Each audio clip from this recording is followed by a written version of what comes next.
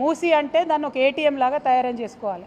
మూసి గోదావరికి 1700 కోట్లతోని కొండపోచమ్మ సాగర్ నుంచి దగ్గర దారి లింకేజ్ ఉండంగా 7500 కోట్లు పెట్టి కాంట్రాక్టర్ల కోసం మల్లన్న సాగర్ నుంచి తీసుకొచ్చేటటువంటి సరికొత్త ప్రణాళికను ఇప్పుడు తెర మీదకి తీసుకొస్తా ఉన్నారు.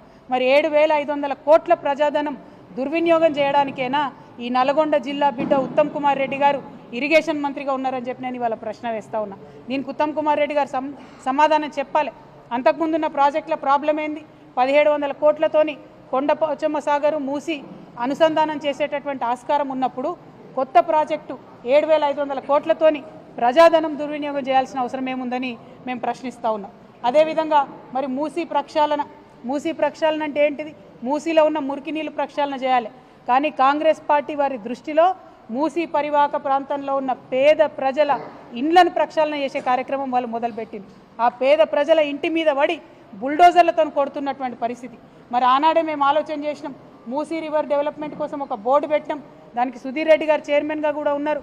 నాకు తెలిసి 20,000 కోట్ల లోపలనే దానికోసం ప్రణాళికలు కూడా సిద్ధం చేసి మొత్తం కూడా ప్రక్షాళన చేయాలనుకున్నాం. కానీ ఇవాళ ముఖ్యమంత్రి గారు ఏమంటారు? ఒకసారి 50,000 కోట్లు అంటాడు, ఒకసారి 1,00,000 కోట్లు అంటాడు, ఒకసారి 1,50,000 కోట్లు అంటాడు. మరి ఎందుకోసం అన్ని కోట్లు? అందులో రియల్ ఎస్టేట్ ప్రాజెక్ట్ ఏందో, దానికి వరల్డ్ బ్యాంక్ నుంచి రుణాలు ఎందుకో ఇవాళ ఒక్కసారి నల్గొండ జిల్లా ప్రజలు దయచేసి ఆలోచన చేయాలి.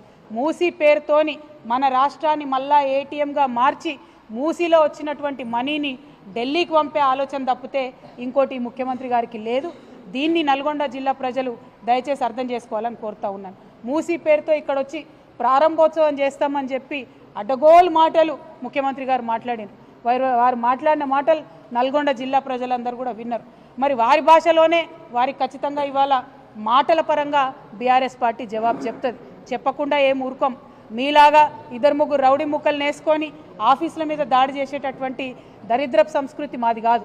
మాది మాటలతోని, విఘ్నతతోని, సిన్సియారిటీతోని, ప్రజల దగ్గర పనిచేసే కమిట్మెంట్తోని ప్రజల మనసులు గెలుచుకునేటటువంటి పాలసీ ఫిలాసఫీ బీఆర్ఎస్ పార్టీది. మీరేదో దాడి చేస్తాం, ఆఫీసుల మీదకి వస్తాం, ఇండ్ల మీదకి వస్తామంటే భయపడేటోళ్ళు ఎవరు లేదు. మాది 60 లక్షల సైన్యం ఉన్నటువంటి బీఆర్ఎస్ పార్టీ కుటుంబం మాది. మా 60 లక్షల మంది తలుసుకుంటే మీరు ఒక్క అడుగు కూడా తెలంగాణలో కదిలేటటువంటి పరిస్థితి ఉండదు.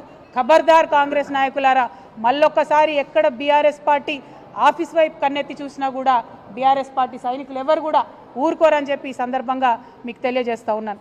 మరి మన నల్గొండ జిల్లా ప్రజలందరికీ తెలిసిందే, ఆనాడు ఉద్యమంలో అంతకన్నా ముందు కూడా మనం అనుకున్నాం, నల్గొండ కేంద్రంగా పాలన జరిగితే మరి దూర ప్రాంతాల నుంచి నల్గొండకి కలెక్టర్ దగ్గరకు వస్తే 2-3 రోజులు నల్గొండ పట్టణంలో ఉండి పని చేసుకొని పోవాల్సినటువంటి పరిస్థితి ఉండే. కానీ దాన్ని నిర్మూలించాలని, ప్రజల వద్దకే పాలన వెళ్ళాలని చెప్పి నల్గొండ నుంచి మళ్ళీ కొత్తగా జిల్లాలను ఏర్పాటు చేసుకున్నాం. జిల్లాల ఏర్పాటుతో ఊరుకోలేదు. ఏర్పాటు చేసిన జిల్లాలలో 3 ప్రభుత్వ మెడికల్ కళాశాలలు మనం తీసుకొచ్చినాం. ఇవాళ ఇక్కడ కోమటిరెడ్డి గారు ఉన్నారు మంత్రిగా, ఉత్తమ్ కుమార్ రెడ్డి గారు ఉన్నారు. వారిద్దరు నేను ప్రశ్నిస్తూ ఉన్నా, 60 ఏండ్ల మీ పాలనలో కనీసం ఒక్కటంటే ఒక మెడికల్ కాలేజు మీరు తీసుకురాగలిగినరా? నల్గొండ జిల్లా ప్రజల దగ్గరికి పరిపాలన తీసుకురావాలనేటటువంటి సోయి మీకున్నదా? ఆనాడు కేసీఆర్ గారు కలెక్టరేట్ ఓపెనింగ్కి పిలిస్తే కోమటిరెడ్డి గారు కూడా వచ్చి కేసీఆర్ గారి పక్కన కూర్చొని మరి ఇంత అద్భుతమైన కలెక్టరేట్ కట్టిండ్రు, ఇటువంటి కలెక్టరేట్లు వేరే రాష్ట్రాలలో సెక్రటేరియట్ల కన్నా పెద్దగా ఉన్నాయని చెప్పి పొగిడినటువంటి వ్యక్తి కోమటిరెడ్డి వెంకటరెడ్డి గారు. మరి ఇవాళ వారు ఏం మాట్లాడుతున్నారో దయచేసి నల్గొండ జిల్లా ప్రజలు, తెలంగాణ ప్రజలు గమనించాలి. ఓడ దాటే వరకు ఒక రకంగా, ఏదో ఒడ్డు దాటినాక ఇంకొక రకంగా అన్నట్టు కాంగ్రెస్ పార్టీ వాళ్ళు మాట్లాడుతూ ఉన్నారు. దీన్ని, ఈ వైఖరిని ప్రజలు అర్థం చేసుకోవాలని చెప్పి నేను కోరుతా ఉన్నాను.